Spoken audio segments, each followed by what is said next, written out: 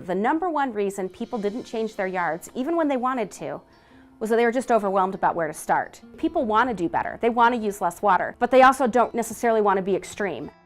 Localscapes is a moderate approach to water-efficient landscaping that takes the best of traditional landscapes, merges them with a little bit more sustainable practices, and produces an end result that solves as many local landscape challenges as possible. Localscapes is designed to meet the needs of Utahns and the unique culture and climate that we have here. So Localscapes was developed in a 5-step system that people can use to learn how to lay out a yard that can be efficient in the first place. We start with the lawn as a planned, designed, and intentional element. We want you to have lawn that functions and can be efficient. Number 2 are gathering areas. Most Utah landscapes don't have enough gathering areas. They usually just have the gathering area that's right up against the house. We recommend with Localscapes is to have multiple gathering areas. Number 3 are activity zones, and this is how you're going to use the yard. Things like vegetable gardens, and if you've got a children's play area, instead of putting a swing set on the lawn, create a dedicated play area with the right surfacing,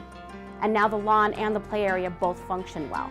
Number 4 is paths. There are 2 types of pathways. Primary pathways lead to your front door or your back door, and secondary pathways lead to seasonally used areas of the localscape, like a vegetable garden or maybe a gathering area. Lawn does not make a great path. We want to make those paths hardscape and connect up these first areas.